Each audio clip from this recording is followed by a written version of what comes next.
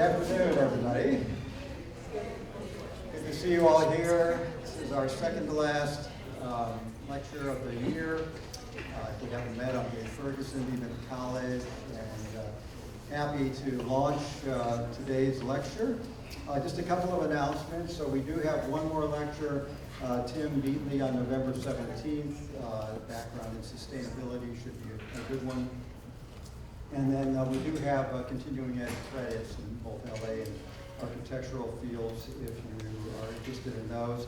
The other thing I wanted to point out is you may have seen the exhibit that's down the hallway here that represents all of the entrants to the competition for this original building in the late 60s. And I think it's really an interesting exercise to look at the different variations on how this space was conceived as you look at the jurors' comments and to see what this building might have been. But we think we got a pretty good result in this original tower, and it continues to hold up. But that look backwards is really useful. Thanks to Cody Sprunger and Malcolm Cairns for putting that together. So without further ado, I'm going to turn this over to Olin Dodson, Chair of the Department of Architecture, to introduce our speaker.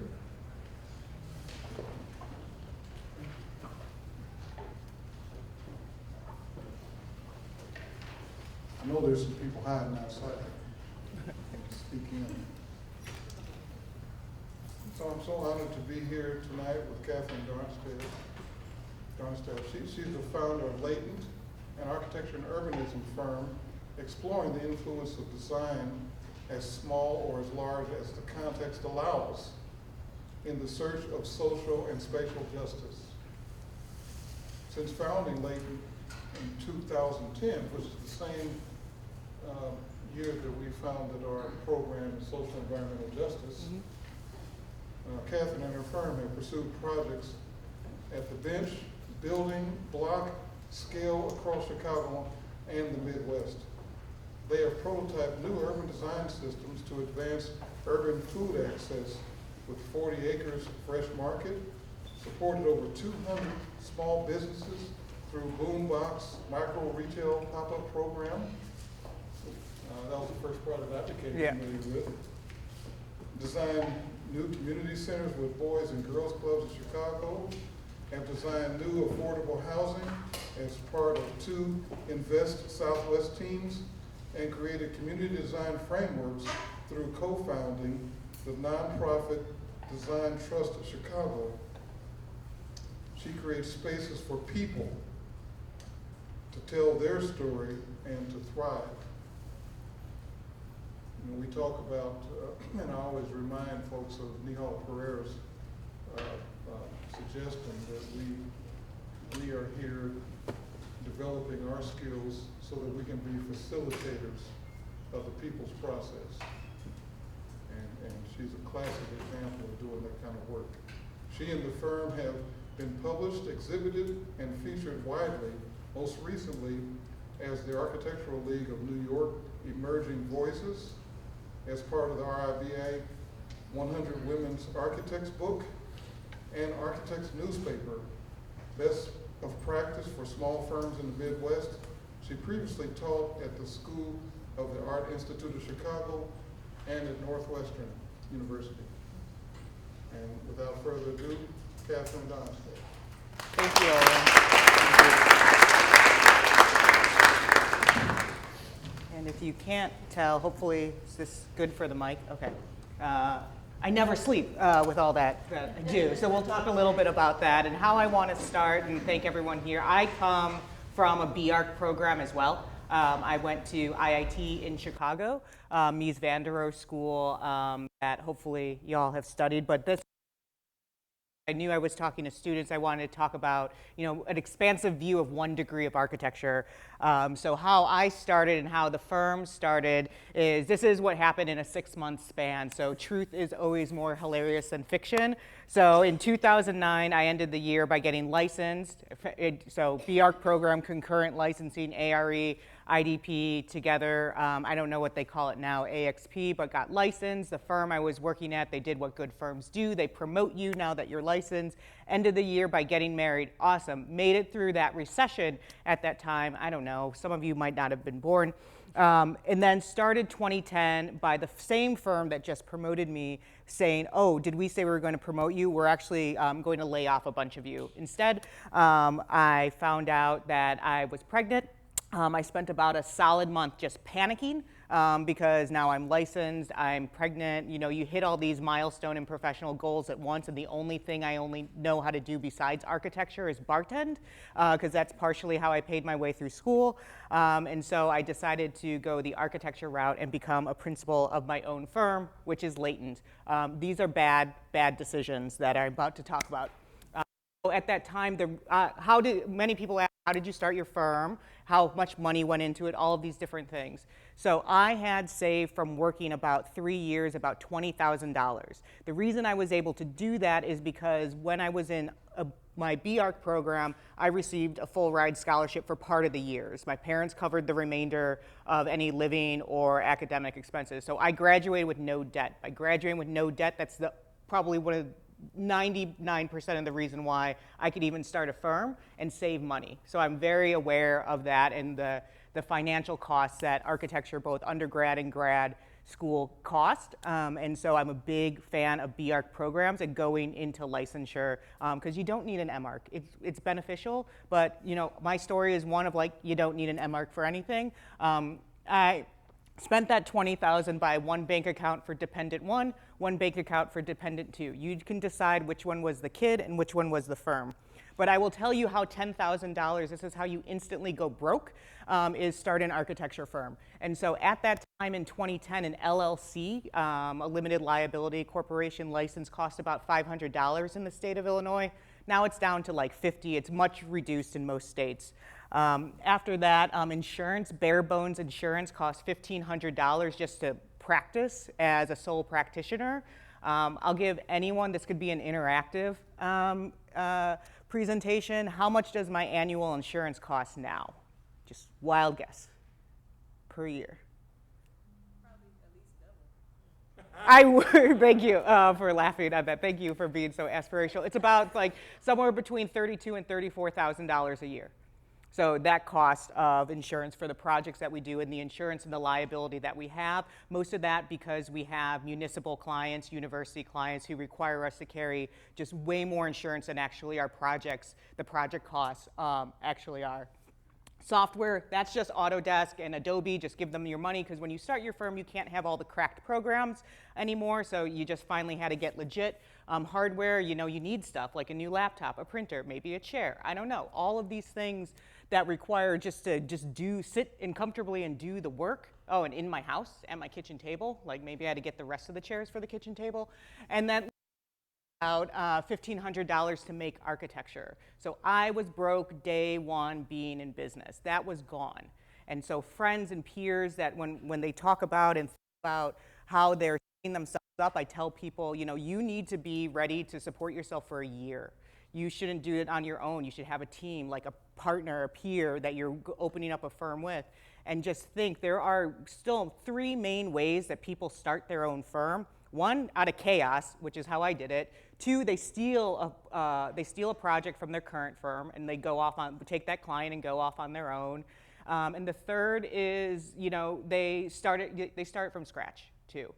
There's also a model where people subsidize their professional practice through an academic practice. So there's many firms out there that the principals aren't getting paid because they're paid through the school. So that gives them salary and funding to pay for the staff. So all of that comes together. And one of the Ball State alumni, I remember this now, Maya Bird Murphy, is putting together a huge study of alternative practices that goes into the deep dive of how different architecture firms, both firms like mine, firms more established, firms that kind of range on the more creative side from like Jermaine Barnes, how they all set up their firms and their practices all the way down to like financing first projects, things like that. So when that's live, I think it's alternativepractices.com or .org, it'll be a great resource for you.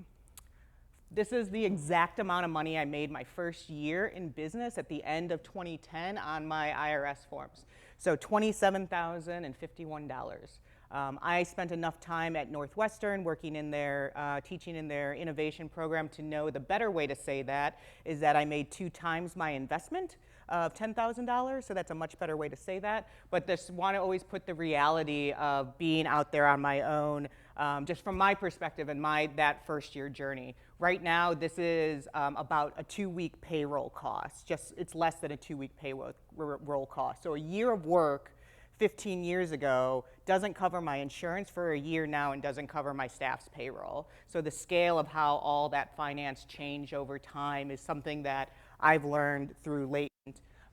And this is what I knew. I only knew architecture, and architects can do these things. I learned it through the lens of coming out of school, the practice that I was working in at the time I got laid off, and thinking about it as the phases of work. We do programming, we do concept design, we get all the way to construction documents and bid, and then construction administration, and we have forms and contracts and letters, and design is a part of that, but this is the silo of architecture that I know and live in. That's obviously not what we do, and we'll get to that. I think about the way that our firm has evolved through the myriad of presentation titles. I've been talking about the firm for the last 15 years as well, from South by Southwest to AIA conferences to here at Ball State, both to fellows and to students. And when I started the work, a lot of the work started with this idea of small-scale architecture and placemaking. So some of the presentation titles were with by for, thinking by community for community. Tactical leverage, if you've heard of a term, tactical urbanism, I like to think of those small kind of pop-up projects as actually tactical leverage of leveraging into something larger, and you'll see that in some of the work that I talk about today. Access control, architecture and design is about access. You're either allowing or disallowing access. Design access, thinking about how that comes to be, and you'll hear that in our projects. And existing conditions. Most of our projects are adaptive reuse or existing buildings. About them are, and so I'll talk about a little bit of that work. Where there's been a shift is the other thing that has happened is when I would lecture, especially to AIA conferences or more esteemed professionals, you have to remember that when I was licensed, I was a 28-year-old Black Mexican woman, and the average demographic of an architect is like a 56-year-old white male. So I'm exactly the opposite of what audiences that I would be looking at when I would lecture. And so many comments, well-meaning, very lovely, would say like, oh, what will you do when you have like a real project? Or like when you have a real firm? And I'm like, I have 3 people, motherfuckers. You know, like this is the work that we're doing. I'm paying people. You know, and so this is what is coming from is this idea that working on social impact projects is somehow charity. It's like being nice to the community, and it's not actually a viable business model. And so you can see in a whole article from Next City is talking about how do you do social impact work without going broke, and it's just doing architecture work. There is no delineation between social impact architectural, so community design work, you know, equity work. It's all part of architecture, and we have to kind of reframe how we think about that so we're not putting it in another silo within a silo of a field. So how I kind of talked about the firm for many years after that, if you haven't already realized, I'm basically a walking run-on sentence in terms of how I present, and so I used that to my advantage and had about 8 vignettes of work and scope for the firm that went through a whole arc. But now how it's really started to distill in, as Olin mentioned in the introduction, this idea of thinking about architecture as small or as large as the context allows. The new title for the presentations is A Street in a City. And this is a street in my city of Chicago that I'll talk about, but then we'll also talk about, you know, projects and program that every city needs, deserves, and how that manifests over time. We spend, when I'm not swearing in the middle of lectures on accident, we spend a lot of time thinking about our mission statement, and to get to one sentence takes a lot of time. And so that idea of designing for social and spatial equity comes down to how we think about 3 phases of our work very distinctly. Define the context, design the content, deploy. And that's very intentional of how we've come to it, and we'll talk through these projects, starting with the first phase of Design the Context. In Chicago, there is a street called Chicago Avenue, and it runs east-west across the city. So you could go all the way east to Lake Michigan, you could go all the way west to Oak Park, which is the next adjacent suburb, and then along that line of the street, you have all of these different projects that we happen to work on. It was where my office was located for a decade.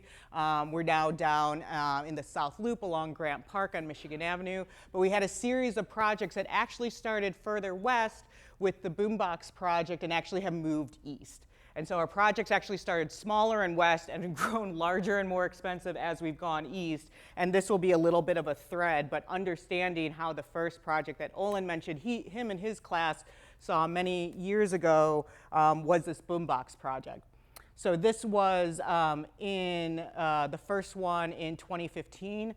It's a shipping container, but you don't see the shipping container anymore in terms of both the design of the aesthetic, but what you see is a business. What you see is a music performance. What you see is a space where people can bridge that gap between startup and storefront, specifically small entrepreneurs who have been locked out of traditional commercial real estate models. To get to this size, to get to this Boombox on the site, which is only, a shipping container, so it's 8 by 20. This was even a smaller footprint. It was 8 by 16. We had to write 3 new pieces of municipal policy, present to City Council, and fund the whole thing ourselves as a proof of concept. But that was after the city already awarded us a contract to do it. We had to pay for it ourselves, which is absolutely so Chicago. But to think about that, so that's how blocked out something like this was. We had to write a municipal piece of policy to allow for a structure that was too small, right? We're smaller than the minimum building size, so that's one. We had to write a change policy to allow for structures on public plazas. This is a public plaza. And then in terms, we had to name that structure, so it's called a temporary vendor structure. Boombox is much better, but temporary vendor structure is the legal name of it.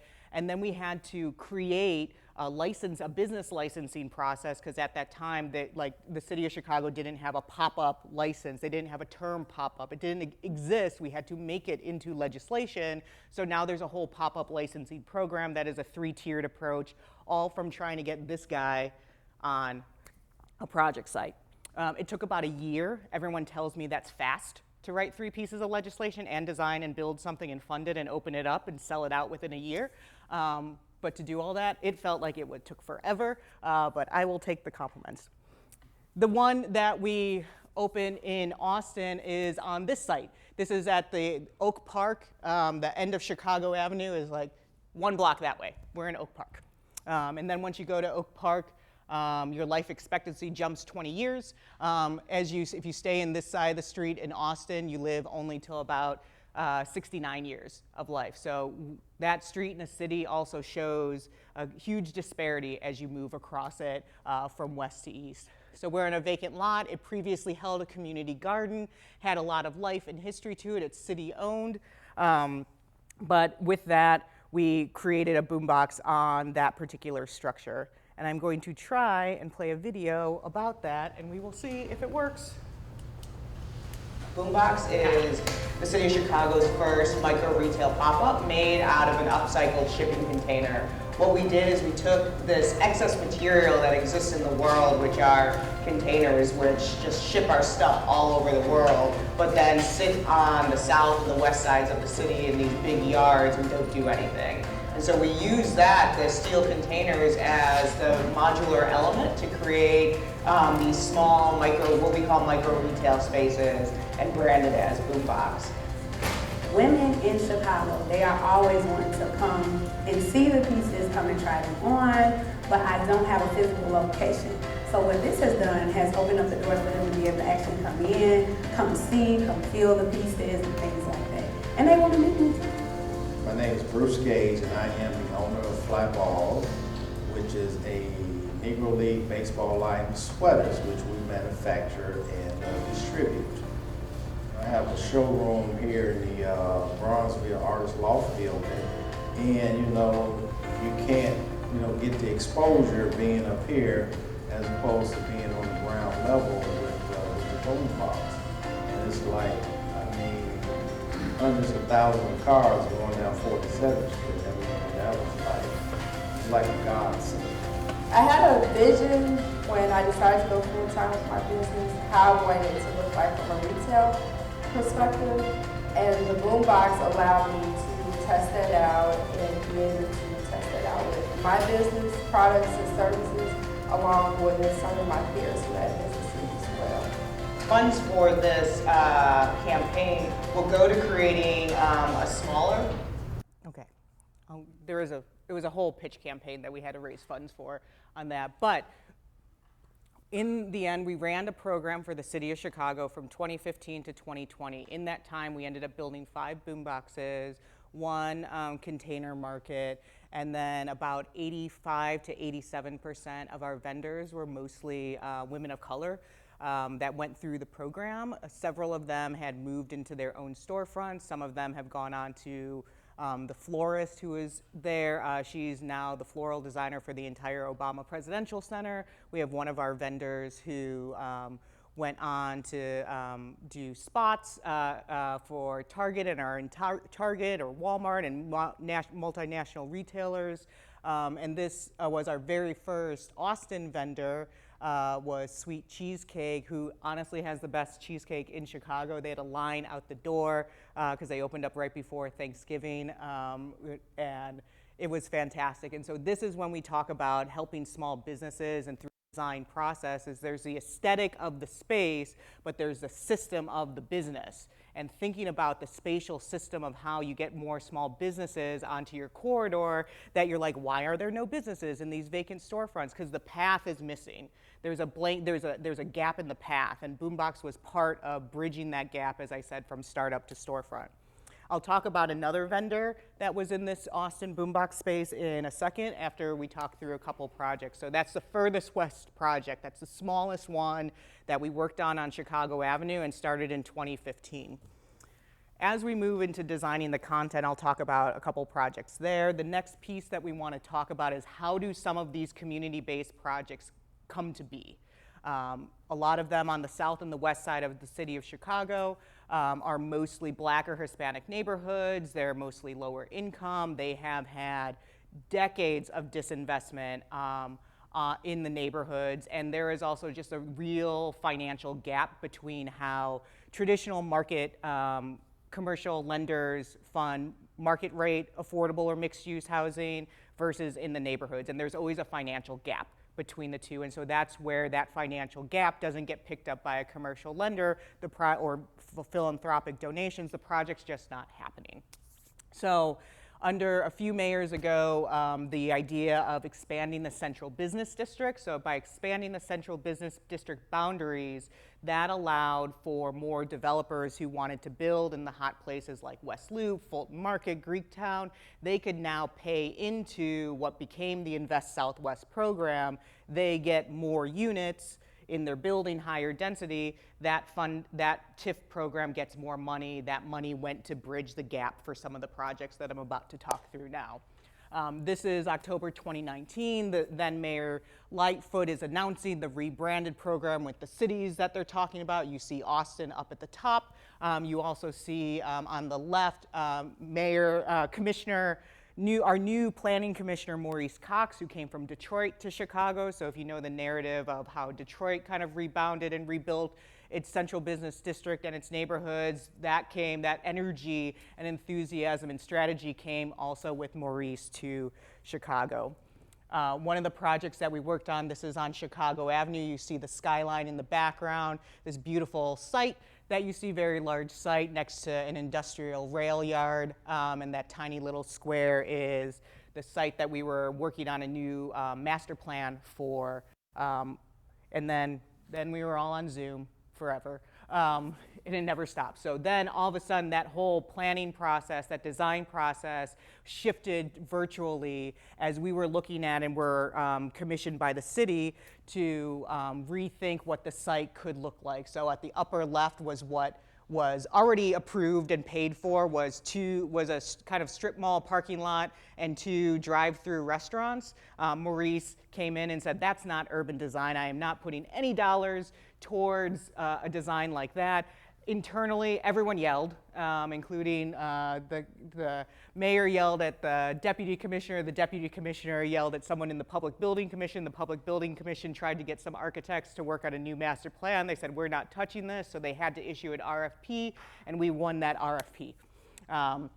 So then upper left is where we started, bottom right is where we went. It doesn't feel like a huge jump in terms of massing, but what we had to add was a new community center, which was the Boys and Girls Club.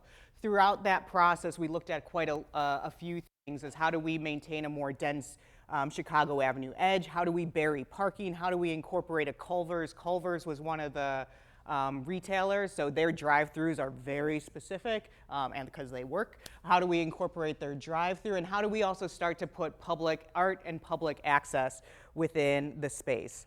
And mind you, the space was actually a 2-story pile of contaminated dirt.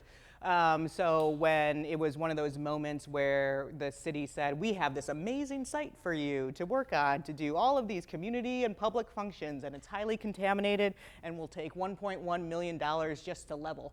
1.1 or 1.3. It took a lot of money. What ended up happening is thankfully it all got leveled and graded, but you don't quite see it in this photo, but you will later. There's actually a 12-foot grade change from the front of the site on Chicago Avenue to the back of the site, and you see the skyline there. And so about 3 years later, we ended up, that's how the master plan manifested itself. Culver's on the far left. Oh, I do have a pointer. Hold on.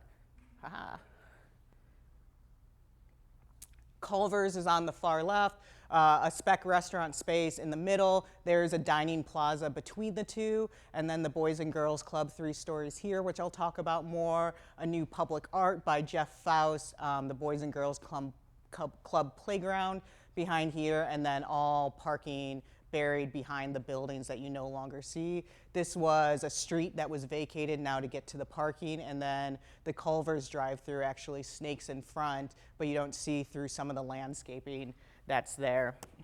So the Boys and Girls Club sits very broad-faced to Chicago Avenue. You have 3 levels of classroom and community programming on the front end, and then you have a double height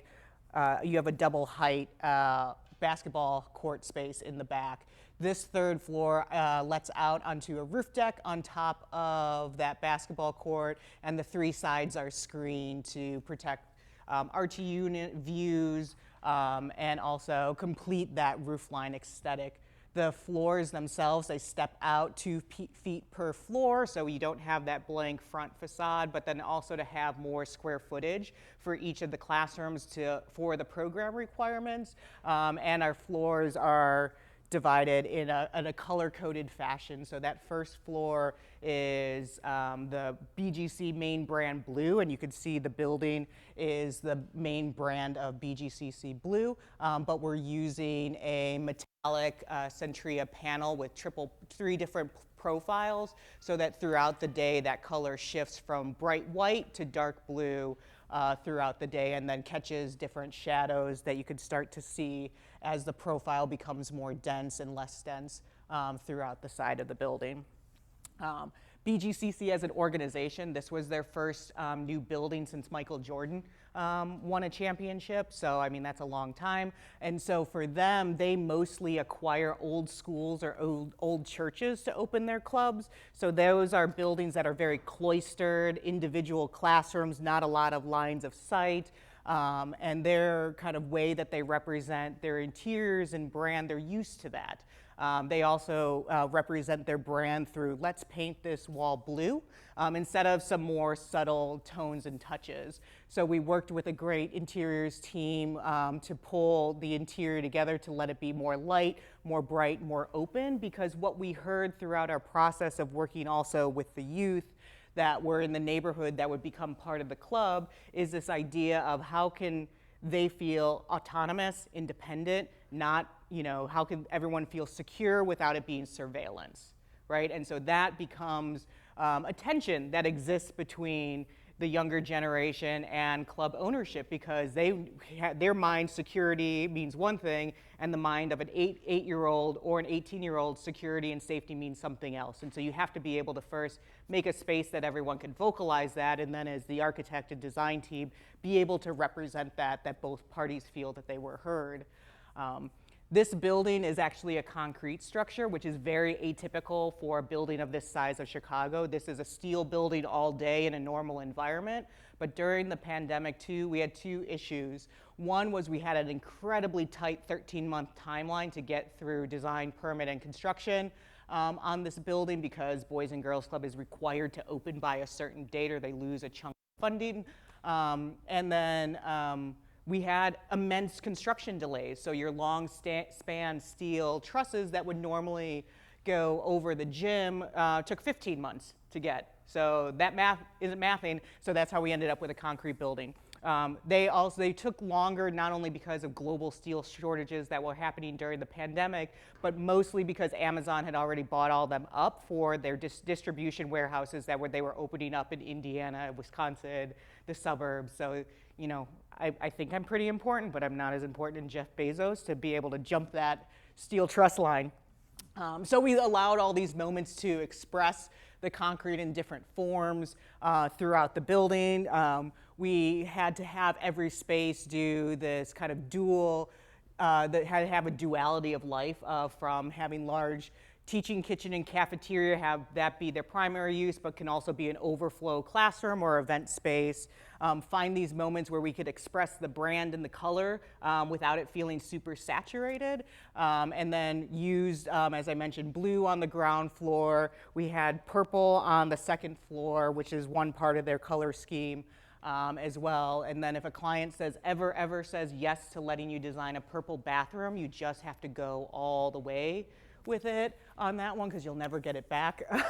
And then we have green on the top floor that opens up to the roof deck, and orange is the vertical circulation that you saw in the stairwells here.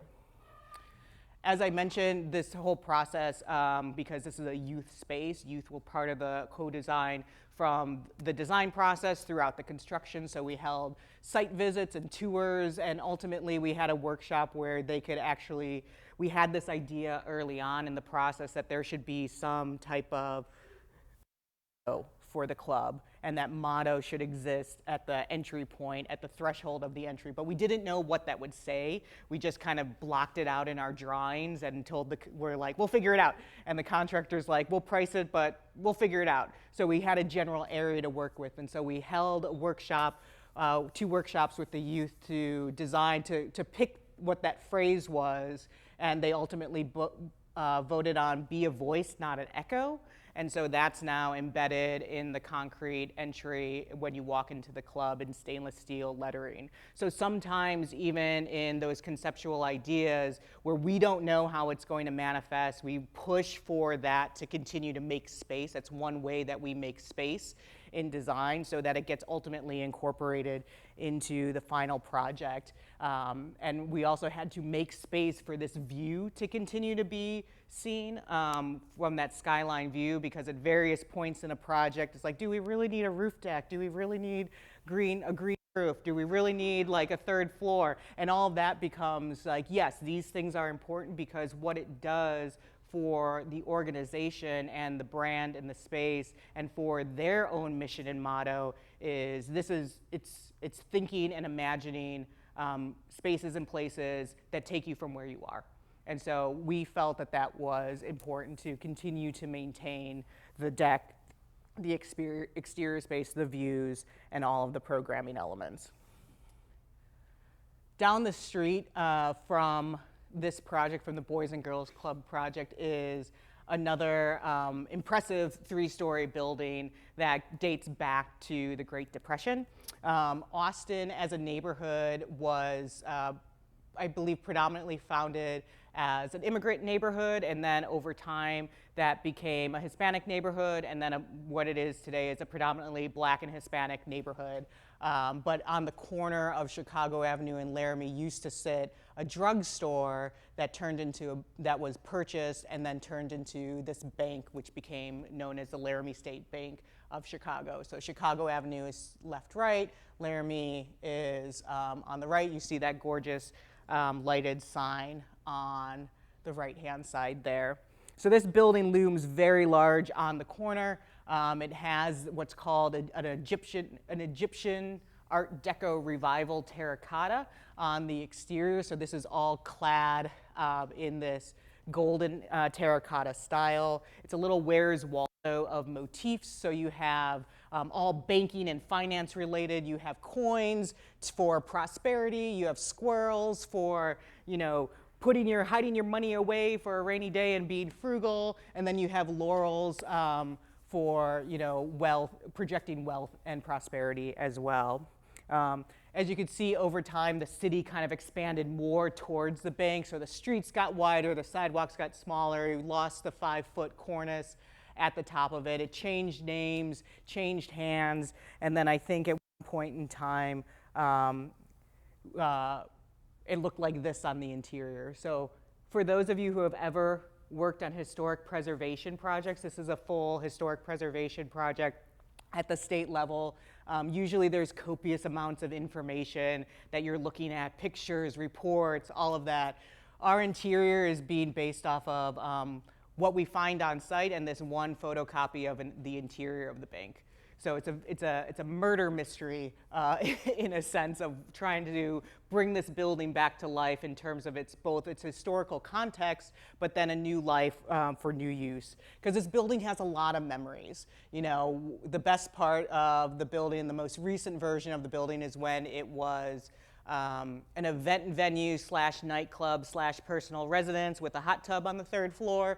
But there's lots of photos in the rubble of what was left of the building the first time we went in 2021. So this is the extent of water damage. What you're seeing is basically the plaster of the ceiling is on the floor.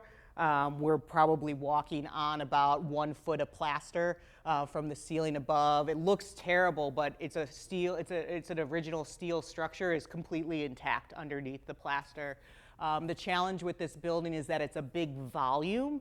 It's a small footprint of a space. So this double height volume, we probably have around 6,000 square feet to work with, but it doesn't feel like that. You walk into the space, you're like, this is enormous. We could put X, Y, and Z. It's like, you could put nothing in here. But we have the views to all of the biggest laid out, so you have all of these views back to the structure itself.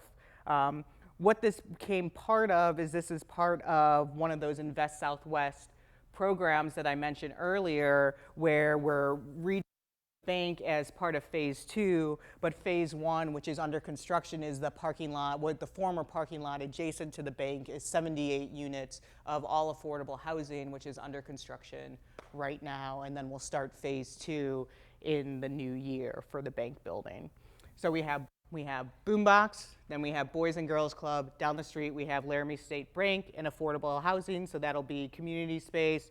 We have affordable housing, and then we're working on this building down the street, which is a gorgeous former Salvation Army thrift store. So one of the things we heard quite a bit and we're working from is neighborhood plans. So there's, I know here in Muncie you have IFF, which does a lot of funding for various community-based projects. We have IFF in Chicago as well. If you go to Indianapolis, you have LISC, Local Initiatives Supporting Communities. We have LISC in Chicago as well. And one of the things they do incredibly well is develop quality of life plans with community organizations over, so the plans take several years and they look several decades into the future. One of the community of Austin had a quality of life plan maybe about 7-8 years ago, and some of the community-based requests and requirements for the neighborhood were community centers, affordable housing, and a grocery store, and more places for small business. And so this was Liz in the pants opening the door. She was one of our 4th Boombox vendor. She came in and said, I want to open up a pop-up produce market because I'm going to open a grocery store. This was 8 years ago now. And I said, that's great. I don't know how you're going to do it in this tiny space. It's only 150 square feet, but let's go. I've known Liz for that arc of time, and the next time she called me, she said, I bought a building on Chicago Avenue. It's the old Salvation Army thrift store. Want to come see? I said, yes. Inside, it was actually 2 buildings put together, so you can't tell on the outside because it's covered with that gorgeous foam ephes. But on the inside, it's actually 2 buildings. The west building that I'm standing in is a beautiful 100-year-old Bow Trust building. The building to the left, which looks like you're going to God right there, that was a 1-story CMU block addition that was done sometime in the 70s, which was in not great shape. So when we think about how we could reimagine that building, she has a very strong brand. We're used to clients who have very strong brands. They love their color. Don't make it gray if you don't have to. And her brand is orange and green to signify like that produce, that health, that vibrancy. And so we looked at a way that we can combine the buildings together and give it a new skin, new openings, new layout. So this was one of the early sketches when we were working through it. One of her requirements was to have a big ass sign. There's a grocery store in Chicago there's one particular grocery store in Chicago, and they have an enormous sign. And she's like, I want my sign bigger than that grocery store. And I was like, I don't think I could do that, Liz. But we came pretty close. So this was at the render when we were really fully integrating her brand. And then this was it a couple of months ago, right before it opened. So that sign is about 12 feet tall. So it's close, but not too big. And then you see we clad the building within 3 different colors of corrugated metal panel from green to gray. This also changes from you enter the market off of the existing parking lot, and then there's a PNC bank back here, so access to financial services, and at least PNC's logo is orange, so they're on brand, which worked out. And then you also start to see the ending point of a new streetscape project. So some of the things that we take for granted when we walk down the street or in our neighborhoods is having access to shade, having access to walkability, having access to a bike lane. And so this in tandem through that quality of life plan and through the constant community advocacy to reflect and redirect dollars to the neighborhood, ultimately have this new grocery store sitting within a new streetscape that has bike lane, trees, new lighting, new seating all across the whole entire corridor. And it will stretch from where Laramie State Bank is all the way to where Boombox is, the neighborhood.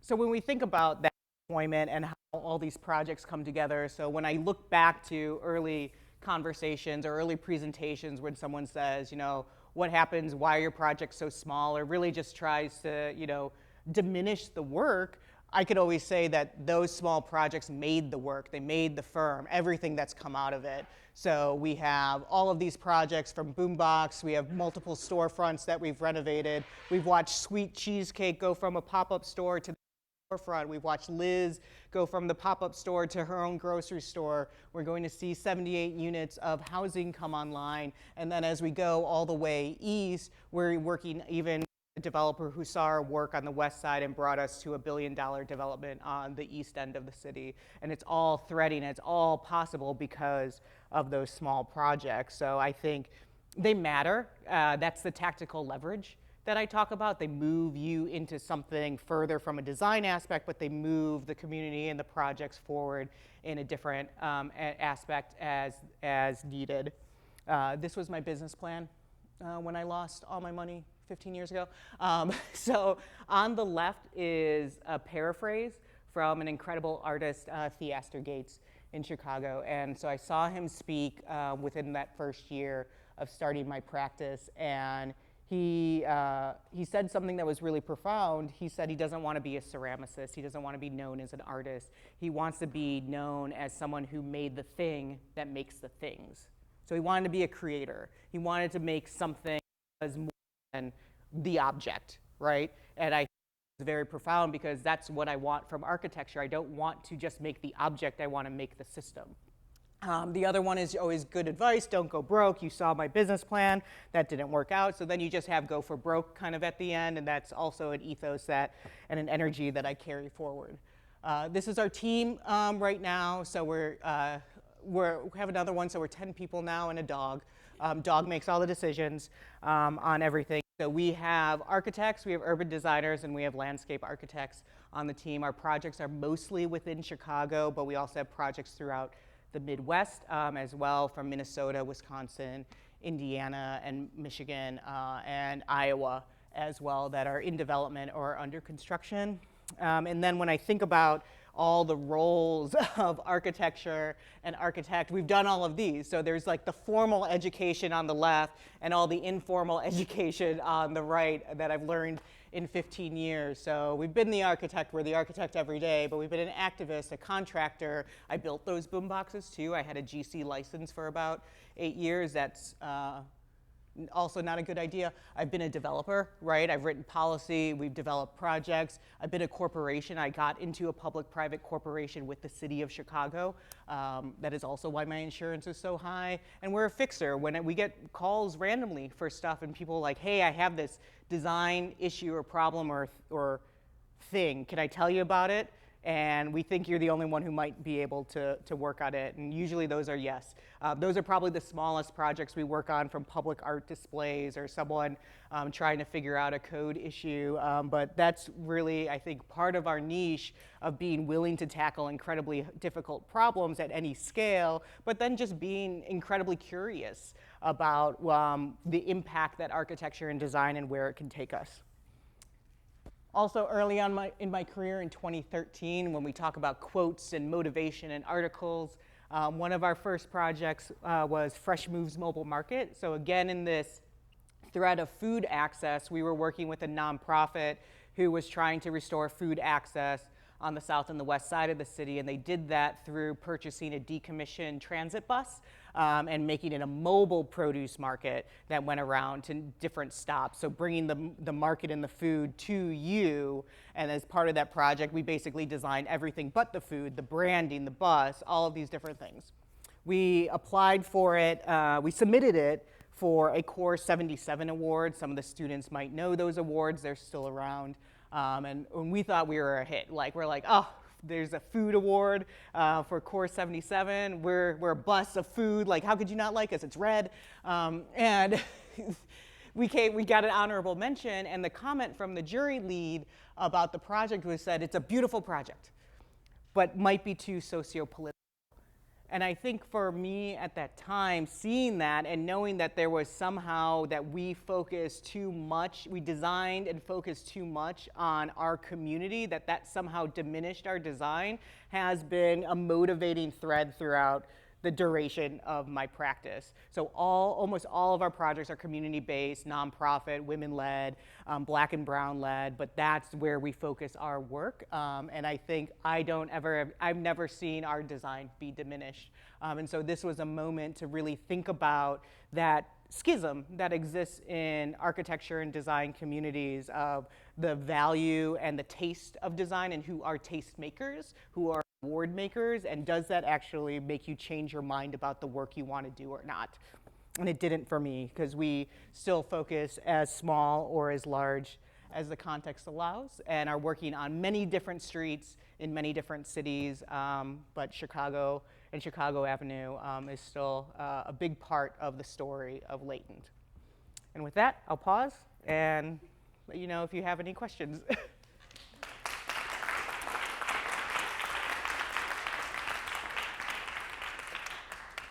Do you want this or the lights?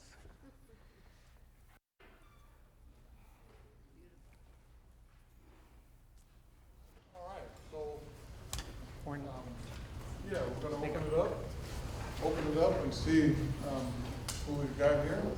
Maybe I'll break the ice.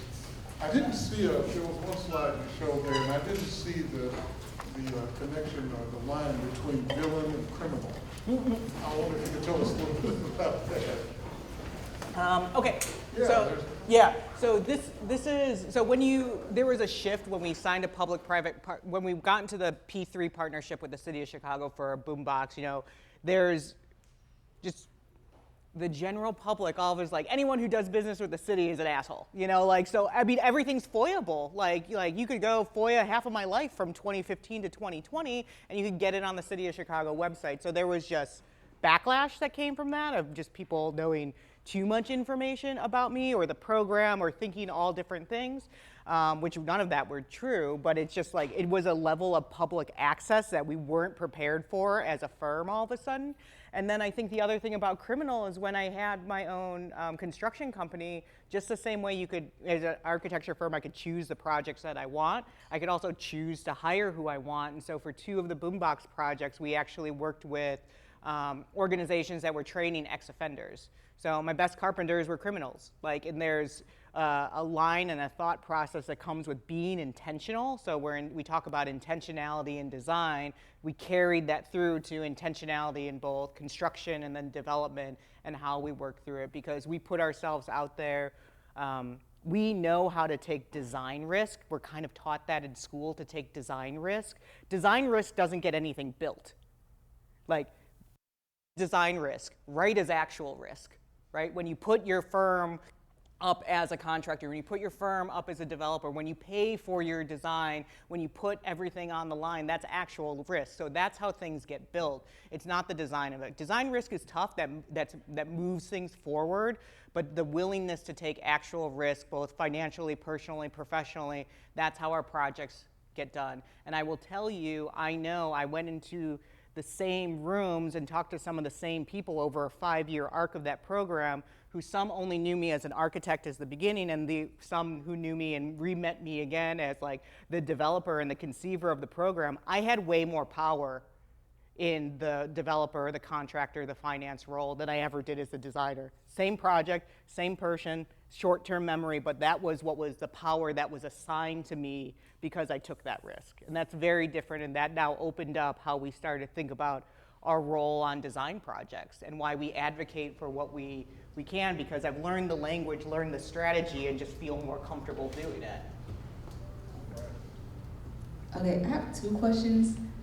One, how can architecture schools better prepare students for the realities of practice, especially in terms of community engagement and social responsibility? Mm-hmm. And I think you have a co-op or an internship program, or you have something going on here. I don't think it's called a co-op program, but I think the greater access and earlier access to both work environments or then studio projects that are based in place are helpful. To be based in place, it's really the instructor and the professor that has to be the one to have that long-term relationship, because nothing gets done in one semester, right? And so that is a commitment and a willingness from a studio head to say, hey, I want to build this relationship over 5 years with the neighborhood, and we have a series of projects. So that gives you access to both opinions and sites and frustrations also that come from that, but you have to have a willingness to have a leader that will do that work too. That also comes from school leadership. Like, it's hard because we've worked, you know, as I mentioned, or Olin mentioned, I taught at 2 different universities. And so, you know, there's the reality of what happens in an academic setting over a semester versus what happens in a professional work setting over the same 4 months. We get wildly different levels of work done, right? And so there's also toggling expectations across the board, and then also know that it's not being extractive, which is hard, right? The biggest thing that's difficult as we engage now across communities is how do we do it, how do we engage where it isn't feeling extractive, people aren't exhausted, we've done our homework and read every possible report and answer before we even ask the next question, because somebody might have already answered that before. Because on top of everything else, people's time and their expertise, we want to make sure we're doing that, we're honoring that in our process. Thank you. My last question is, what advice would you give to architecture students looking to make a meaningful impact in their communities? I think you are already. I mean, I think just letting people know you're an architect, you'd be surprised at how many, I was the first architect that many of my clients met in their lives. You know, they have a contractor in their life, they maybe know someone who fixes houses, but they rarely meet an architect or an engineer, right? So doing that is huge. Just letting people know you're there and what you do and what architects do. That's huge advocacy. Everyone lives in space. So everyone has an opinion about buildings. And so being able to share that, I think, is the first point of advocacy that you could have within your communities. And then thinking about like going to the meetings. Like one of my former employees, I think her best skill that she brought as an architect and urban designer is she was trained to just take meeting minutes in public meetings and then publish them. Because there's, through City Bureau, which is a Pulitzer Prize winning newspaper organization in Chicago, they have like a note keepers group of volunteers that just goes to all the public meetings and takes notes and like translates them so that people understand what it means when suddenly like a development's getting passed, right? Or, you know, a zoning change is coming. Like that's huge because people don't always have time to go to the meeting. They're not necessarily following up, but it might impact their community and somebody might take that information later and read it. So I think they seem really mundane and not impactful, but when I talk about access and design access, that's one of the most powerful ways to use architecture and design access is by making all of the density of our information available and understandable. Hi again. My question is regarding the boombox. I think that is an amazing idea. Of course, it worked out wonderfully for you. But my question is, have you been like continuously popping up more boomboxes around the Chicagoland area, and do you see that like continuing to like infiltrate more into the city? No, because our program ended. We were about to renew the program in 2020, and then it was COVID, and so everything just kind of died. Like, so they're very dormant in the city, unfortunately, because the city technically owns them. I don't own them, so they have control over it, and they're not leasing agents, they're not real estate managers, they're the city, so they just kind of sit there. One was demolished, one was relocated to another site, one might be relocated to the other site, and the other two just hang out and do a whole bunch of nothing. The market that we made became a construction staging site because there was supposed to be a tower built on that site. So right now it's just construction staging right now. We have worked with other municipalities and other cities who want to start a similar program. So they really wanted to know, like, how did you change an ordinance? How did you get, talk to our building department and like look at the IBC and tell us how you did it.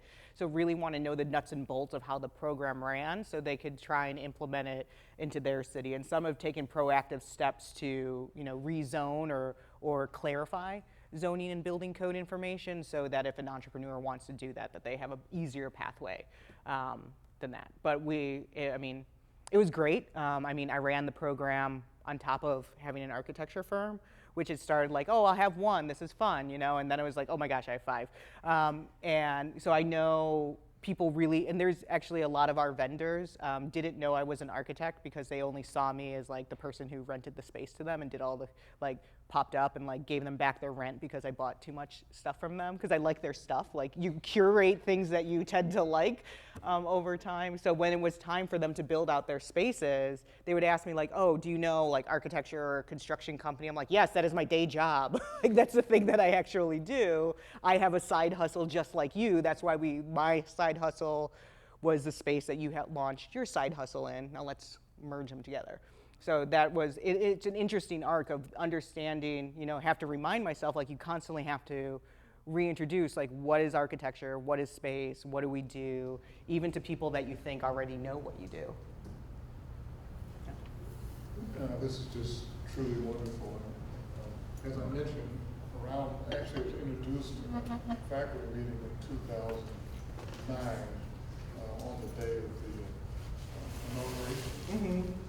And I said we need to start a program in social and environmental justice here. And it took several years to get support. We had some contractors, alums who said, well, hey, we do pro bono work, as if that's what we meant. And it's grown. We have several faculty here that have taught in the area. We have an undergraduate minor. We have a graduate certificate. We have people from outside of our program, sociologists, adult community education, PhD students, and others that have earned a certificate or a minor. And but this is this lecture really talks about that intersection between design and justice, which was something that we had such a difficult time communicating and articulating to ourselves and to our students. And I'm wondering how you see the relationship between design or architecture and social environmental justice, or just justice in general. I think the Chicago Avenue, so the street and the whole presentation is kind of a response to that in a sense, because it's looking at understanding what it takes from an ecosystem of outside forces that are not designed to bring a grocery store or 78 units of affordable housing or a community center together. So we were very intimately involved in all of those pieces because we asked to be, right? We asked to go to meetings, we asked to understand, and we asked pointed questions. Our clients trusted us. They're like, as the architect, you need to be in this meeting. And I was like, I don't think I know what I'm talking about. I don't know anything about this meeting, but I'm gonna go find out. So that's the arc of thinking about designing architecture for justice, is thinking about where and how you bring projects that make an even the playing field within a community. Because otherwise, it wasn't us. We designed them. I mean, our partners and our clients are the ones who really did the advocacy work to bring them. But I can't imagine how Austin would thrive the way it's going to thrive if it didn't have housing, if it didn't have a grocery store, if it didn't have a community center, if it didn't have 5 new businesses, if it didn't have a new public space. All of this has been happening all within the last 5 years because a concentrated effort gathered around a plan. Right, and then people knew where to execute. All the different organizations could then funnel money, funnel attention, funnel resources to different projects. And Austin is also a very big geographic footprint. It's one of the largest neighborhood areas by size, middle of the road in terms of population.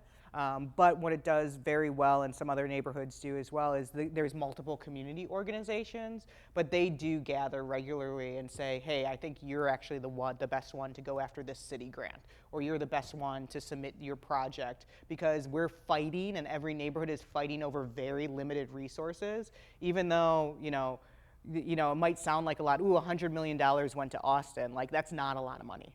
Right, the affordable housing complex took like 50 million of that, so that's when you start to look at it, it's like, okay, 100 million's a lot, but it should have had $1 billion, right? If you compare it to other neighborhoods. So how does everyone best strategize in terms of what project and who's best capable of executing? And that's a level of communication and awareness that I don't see in many neighborhoods across Chicago or across the country. Because we all just are fighting for the same thing. So if you had a time machine and you could go back and give yourself some good advice with that panic in mind, what would it be? I think I would probably still panic. This is just in my nature. I do my best thinking when I'm panicking. But I think one of the things that I've told my students when I was teaching, there's 2 things that I wish I did differently. I wish I spent more time not working for architecture firms early on. So the way that I understand buildings and the built environment is very different now, having been a contractor, a developer, working with community orgs. So I would say, if you're going to be an architect, you have plenty of time to work for architecture firms, but go work one summer internship for a contractor, go work for a developer, go work at the city and correct some permits. Do all of that as well as your architecture internship, because that's how a building comes together, right? And I think there's a fear that if you don't have all architecture all the time on your resume, that you're somehow not qualified. But I would say most of our employees are more interesting because they have some sort of other in their background that I think makes them incredibly good architects, very, very smart questioners, and just generally good with people too. And that's important on that one. So that would be one piece, is study architecture, but work in the built environment if you can. I think the other piece that I would think about, especially for starting a firm, some of it is the financial advice. Is just the reality of you have to cover yourself for a year at a minimum. And then the other is thinking about the team you want to start with. I think there's still a pretty great flaw of that I started the firm, I own it all myself, and it's like, everyone's like, yeah, you own it. And it's like, yeah, but I also own it, you know, like, no one else is doing this but me. And there's, I think, the thought of how you build leadership and co-ownership, whether it's physical ownership, but you need co-leadership, whether that's one other person or two other people, however you want to go about that. So I think that's important, and I do think we, you know, I struggle with that still today. Yeah. That keyword. Do we have anyone up top that wants to holler any question down, or maybe wants to heckle? I'm fine with heckling. That's what hecklers usually say. No, I'll just let this be the final question then, and that is struggle. You talked about that word struggle, and I am struggling. I'm struggling not to become a totally, total Afro-pessimist. I'm struggling with the environment. I'm struggling with the assault that we are under, and even having conversations like this and talking about words like justice today. And I am wondering how you maintain a sense of hope that you can continue this very important work in the environment that we're in. It's a good, yeah. It's a good question. So another design firm in Chicago has a great, there's a couple phrases, right? Everyone wants to get their tagline. One of them out of Studio Gang is actionable idealism, right? So how can you be altruistic, but you have to execute, right? So what's your actionable idealism? What does that look like in architecture? Another firm called Greater Good Studio has a term, and they say they're pissed off optimists. So they can still be very angry, but they're still optimistic about a future, right? Because that's how they choose their point of view. I think I fall on that end of the spectrum, and the way I stay motivated is my clients stay motivated. So in this arc of this year, we've had challenges from day one of the administration that has changed things, from dissolving the EPA. We had a client that lost a $10 million EPA grant day one, and her mother was the one who founded and wrote the original legislation for environmental justice that was signed in by under Bush. Right, we've had bike and pedestrian planning projects go away because that's a recent change that happened. Those have all shifted, right? So there's administration shifts that happen across both aisles, a part of that. But I think you can get angry about it. But I think the thing is for one of our clients, they're like, the work still exists. The problem didn't go away. The money just went away. So we have to change our tactics. We have to change our solutions. We have to try and figure out a way that the design has to change, philanthropy has to step in, the city has to step in. So how do we actually make this go forward? So they stay more motivated than I could probably ever be, and it's just how they look at it. The work still needs to be done. And so I look at it as the design and equity work still needs to be done, and that's what we get up and that's what we do. I mean, there's going to be ebbs and flows and arcs of the firm. My staff knows us, like, we're 10 now, but I don't know if this time next year if we'll still be 10, we might be 5. We've already had funding cuts to our as I mentioned, one project. We've also had funding cuts to some of our other projects. So one has a $2 billion finance hold from the government. We don't know if that'll affect us on the architecture and engineering side. It might only be felt on the construction side, but we will feel it all. We'll feel it across the board, and we'll see how insurance stays and all these other costs that come with it. So that's part of how at the firm we try and be transparent and have those discussions. Maybe through a discussion, maybe we could find a better solution to help everyone land safely. Because I came from a firm that, as you saw, promoted and then fired. And a lot of people go through like the hire and fire arc and wave, and I don't like to do that. I don't want to be a firm that does that. So we really think about if we don't right now, but if we have to downsize, how do we do that everyone lands safely, or how do we avoid it? And so collective thinking sometimes is better. Yep. All right, thank you.